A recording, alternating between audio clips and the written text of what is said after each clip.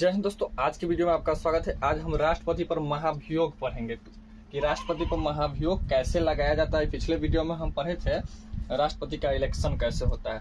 तो सबसे पहले राष्ट्रपति पर महाभियोग, तो महाभियोग किस आर्टिकल में है, संविधान के किस अनुच्छेद में है। तो ये संविधान के अनुच्छेद 61 में है। किस देश से यह प्रक्रिया ली गई है, तो अमेरिका से लिया गया। ठीक है, अमेरिका से।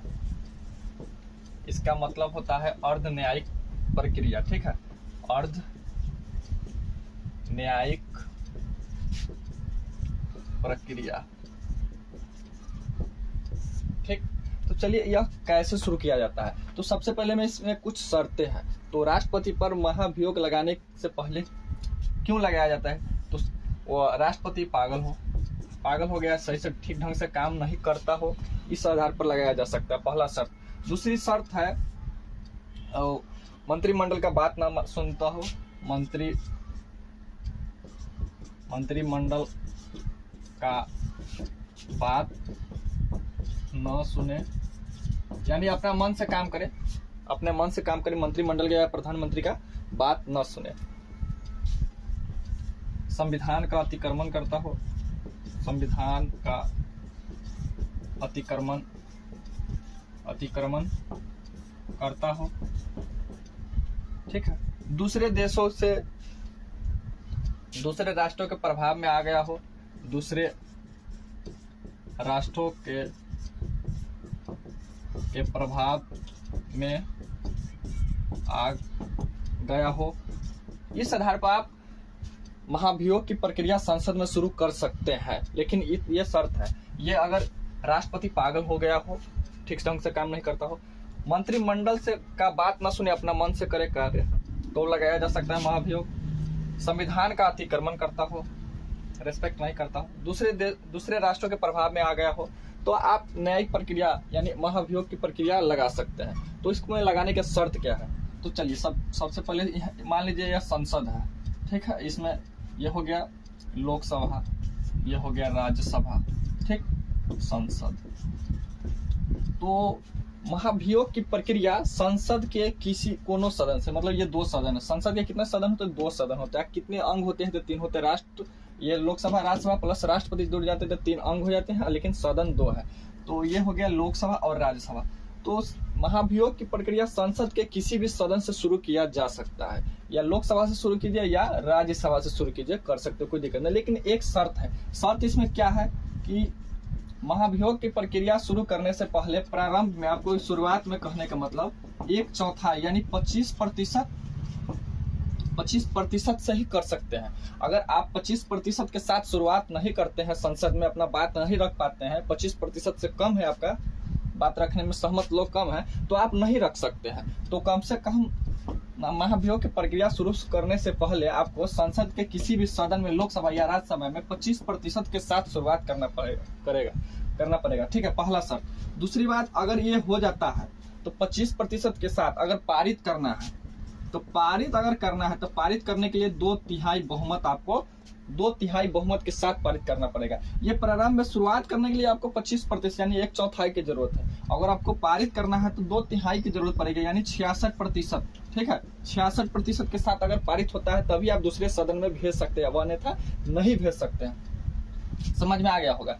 तो ये इसके साथ ये 25% वाला भी इसमें शामिल होता है। ठीक है, तो इसमें सबसे पहला, अगर लोकसभा से पारित कर लेते हैं या राज्यसभा से, मान लेते हैं कि आप लोकसभा से 25% के साथ अपना बात रखते हैं, और रखने के बाद इसके बाद आपका 66% यानी 2/3 से बहुमत से पास कर लेते हैं, लोकसभा में 2/3 बहुमत से पास कर लेते हैं, तो इसको राज्यसभा में भेज सकते हैं। अगर राज्यसभा में पास कर लेते हैं तो इसको लोकसभा में भेज सकते हैं। 2/3 बहुमत के साथ पारित कर लेते हैं, तब इससे पहले 25% शर्त है। ठीक है ना, 1/4। ठीक, अगर इसमें पारित कर लेते हैं तो अगर एक मान लेते हैं कि लोकसभा से पारित हो गया, ठीक है, लोकसभा से अगर पारित कर लिए तो लोकसभा से पारित करने के बाद आपको 14 दिन पहले राष्ट्रपति को सूचना देना पड़ेगा कि आपके खिलाफ महाभियोग की प्रक्रिया एक सदन से पास हो चुका है, दूसरे सदन में हम 14 दिन बाद भेज रहे हैं, इसलिए 14 दिन पहले, क्या दिन, कितने दिन, 14 दिन पहले आपको राष्ट्रपति को सूचना देना पड़ेगा। 14 दिन पूर्व सूचना देना पड़ेगा कि आपके खिलाफ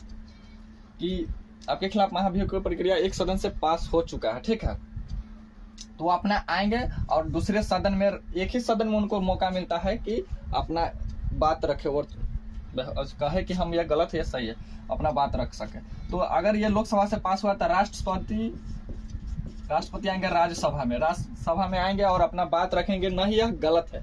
अगर गलत है तो गलत है, अगर गलत साबित हो जाता है तो अपना पद से नहीं हटेंगे। अगर दो तिहाई बहुमत अगर इसमें भी पास हो जाता है, 2/3 बहुमत इसमें भी पास हो जाता है, तो राष्ट्रपति को अपना पद छोड़ना नहीं पड़ेगा। इसमें कमांडो आएंगे, अपना बोरिया बिस्तरी बांध के हटा देंगे। इसमें त्याग पत्र की बात नहीं है, इसमें डायरेक्ट हटना पड़ेगा। तो ऐसे होता है। अगर मान लेते हैं कि लोकसभा में पास हो जाता है, तो राज्यसभा में पास होना कठिन हो जाता है। अगर सही है, वास्तव में अगर राष्ट्रपति के ऊपर महाभियोग लगाने की स्थिति आ गई है, तो विपक्ष भी जब तक इसमें साथ नहीं होगा तब तक इसमें 2/3 बहुमत पुराना संभव नहीं है।